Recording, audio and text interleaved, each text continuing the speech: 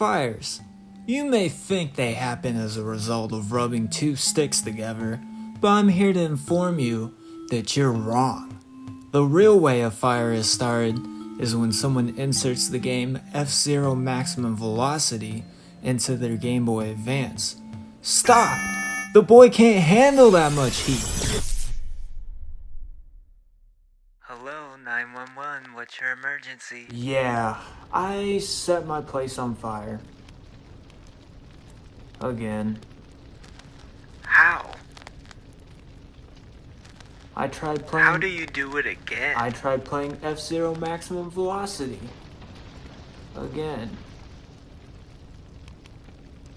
God, you're a madman. Where can I get a copy?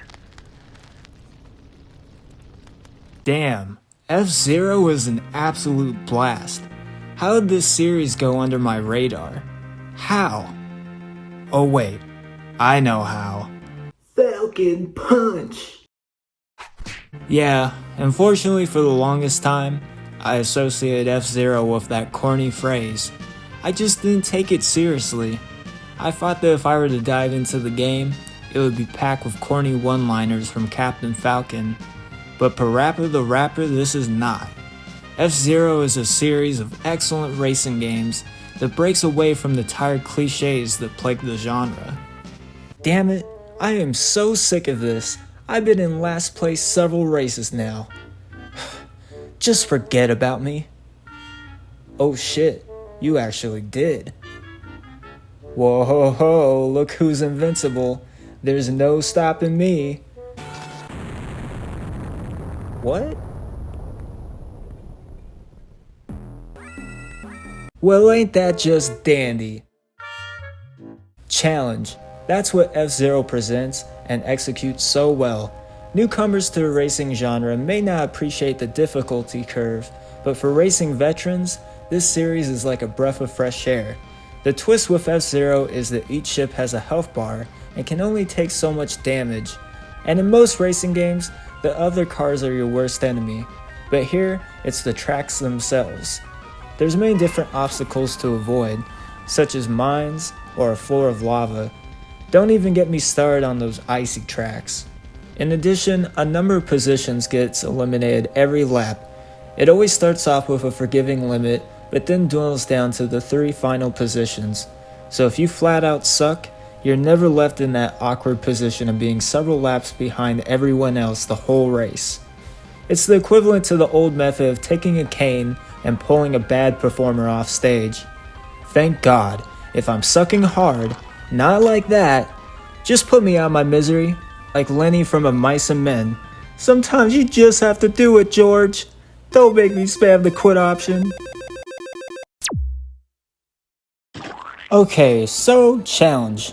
That's what I primarily enjoy about the series as a whole, but what about Maximum Velocity itself? What makes it special? In my opinion, it's harder and faster than the original F-Zero. The tracks are much more narrow and the ships are harder to control. Since turning around those tight corners is harder, your best option is to control your speed. Know when and when not to use your boost. Maybe lay off the A button every once in a while. Maximum Velocity is hard to master, but it's really rewarding if you keep at it. Depending on what difficulty you complete a Grand Prix series, you're able to unlock new ships, like the Slick Slide Joker or Damage Spun Jet Vermilion, as well as additional modes. Also in every series, the Queen Prix. Sadly, I'm not good enough, and we'll probably never see that series, but at least one can dream, right? One thing that surprised me about this game is how the racers themselves weren't included here.